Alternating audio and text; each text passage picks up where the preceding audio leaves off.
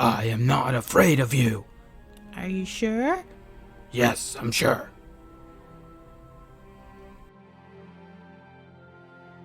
Oh crap.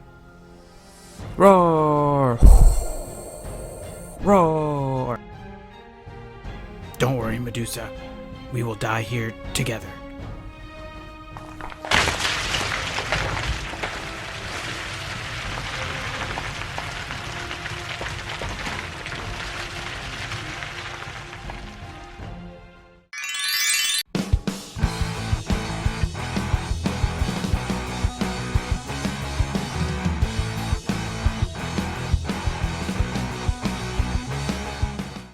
Hey everyone, welcome to another Tactical Noobs video. I am Finity, one of the Tactical Noobs and one of the Reality Skewed gamers. I hope you guys enjoyed that fun cinematic intro to the latest character, Jamie. Now before we jump into Jamie, please make sure that you hit the subscribe, give us a thumbs up, and make sure that you check out the links in the description of the video to find other ways you can support all of the Reality Skewed gamers and Tactical Noobs. Now, let's go ahead and start talking about Jamie. Now, when you look at the base progression of Jamie, who is a simple attacker, what you will see is that his progression is fairly straightforward. He has 5 different upgrades, but the most critical one is at level 14, when he gets defense penetration. Now, there's only a few characters in the game, like Rambo and Philip, that get defense penetration in their progression, and it's a very useful skill. What it allows you to do is make it so that while your damage may not appear to be very high, with the defense penetration, it actually makes you hit harder because you are hitting against less armor on the target. So, again, defense penetration is really key, and that is the key progression of Jamie that we wanted to point out. But what does this progression help with? Let's go ahead and check out the rest of his abilities, starting with his common. So his common ability is the Whirlwind Strike. Now this is a pretty interesting ability. What it'll do is he will attack somebody within melee range and then afterwards reposition himself 2 cells behind that target, assuming that it's unobstructed.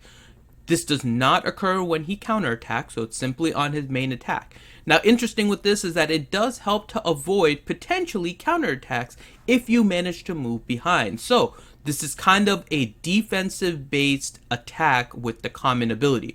Very interesting to see that we're having a character that is able to avoid counterattacks with melee attacks if there's some room behind him. So one thing to remember with Jamie, positioning on the map is going to be very key to when and where to use his abilities. And now let's jump into his passive ability.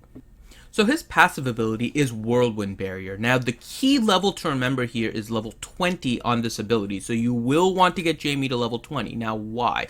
Because what he does first is that when he comes into the round on 1, 3, and 5, he ends up having the Whirlwind Barrier, which is a very useful ability because what it does is it negates ranged attacks down to 1 damage. So that means ranged attackers are going to have a much harder time against Jamie than any other character. But when you get to level 20, what happens is that it adds 100% of that range damage back at the attacker. There is not much else that you need to know about it. That is a great ability. He reflects the damage back at ranged attackers. And so this makes it so that if there are any hard-hitting attackers, you can reflect it back at them and hit them right back in the mouth. But again, level 20 is needed for the passive ability, so make sure that if you're using Jamie, you get him up to that before you actually see all of this awesomeness. And now let's jump into his ultimate ability. So his ultimate is Dueling Ace. Now Dueling Ace is really awesome because not only is it a hard-hitting attack because it's 150% damage, but it takes away from the target different stats. So it'll take away damage, it'll take away physical defense, it'll take away magic defense, and it can take away initiative. Basically, you can start stifling some of these characters, and when it gets into the late game of fights, Jamie could be the difference maker if he hits the right target and the right one is left alive. So this ultimate really helps you take control of a match, especially late game when there's only a few characters left. So Jamie's ultimate could be the difference maker for you in these battles. So how does he stack up though against other characters? Let's take a look at his stats. So when we take a look at the stats, we can see that his health, for example, is a little bit low, but he has a really high defense, which still allows him to take a lot of damage. And when you look at his damage just looks middle of the road, but don't forget, he gets defense penetration, so his damage is actually going to be more than what it appears just simply because of that defense penetration. So when you combine those, he's actually a pretty sturdy attacker. It just doesn't look like that with the stats, but you have to put the whole picture together. When you look at his initiative and his mobility is just about average, and his initiative is maybe a little bit lower than you would like, but in the timing of certain teams, it works out perfect. So in talking about some of the teams, we found one team that was both thematic and pretty good. So let's talk about that and more when we talk about the synergies and counters to Sir Jamie. So when we looked at different teams and different combinations that worked with Sir Jamie, we found one compilation in particular that seemed to work out the best. And that was what we're calling the Game of Tactics team. And that starts out with Sir Jamie, Carissa, Targaryen, Rambo, the dragon, and lastly, Captain T, or who we're calling Captain Tyrion because he looks very similar with the scar over his eye. So this combined makes what we call the Game of Tactics team. Now this team works together really well. It's a play on the current Carissa, Captain T team, but when you add Sir Lannister, Sir Jamie, into this combination, he works out really well because of his ability to avoid range damage, and you bringing everyone into melee range works out super well. So take a look at some of this action, and what you see here is that Sir Jamie with Rambo and Captain T and Carissa really help to control a match, especially early on. This may be one of the best combos in the game for a very offensive style. I really can't stand this Carissa and T team.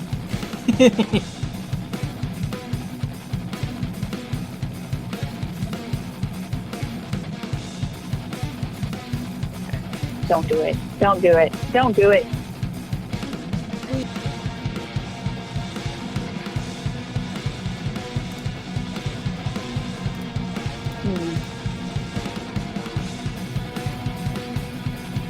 Oh my gosh. Okay. I'm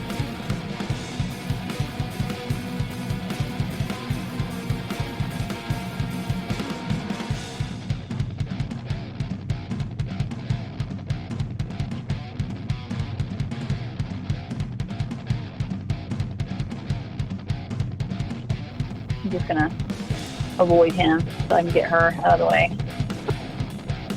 Boom! I had 878 on him. Oh! And back at con. Whee! Whoosh!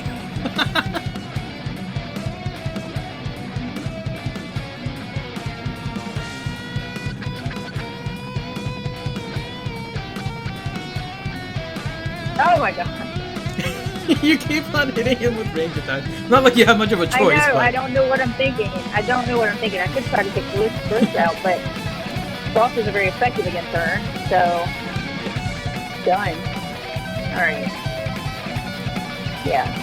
He's pretty stacked. However, there are some counters to it, and the counters that we found are very simple. This team doesn't really have a way to avoid too much of stunning, and it's very reliant on getting Captain T going early. And so, because of that, one of the characters that you could use as a counter is Thumper, who will go around and stun early, and the other one is Wooshi, because Wooshi will get rid of some of those energy off Captain T early, preventing that early hook. So those two characters are pretty easy counters against this team, but the team is still very effective if you're not ready for it. So we are fans of the Game of Tactics team. Make sure you guys check it out and let us know what you think, and if you find any other combinations, make sure to mention it in the comments of the video. So with that, I am Finity, one of the tactical noobs of Reality Skewed Gamers. Thank you guys for watching. Please make sure to subscribe and give us a like, and we will see you on the next video. Let's see if we can get rid of her. No, Whack. no. Oh my god. Ah, she looks like she's sleeping. Oh god, I wonder. Okay. Child abuse. What that is. You almost died on that. He didn't even make it. Nope, he didn't even make it. Through. Nope. He's like, forget this. I'm dying on the way. I'm not even gonna get there. Mm-hmm. Pretty I know what much. waits for me.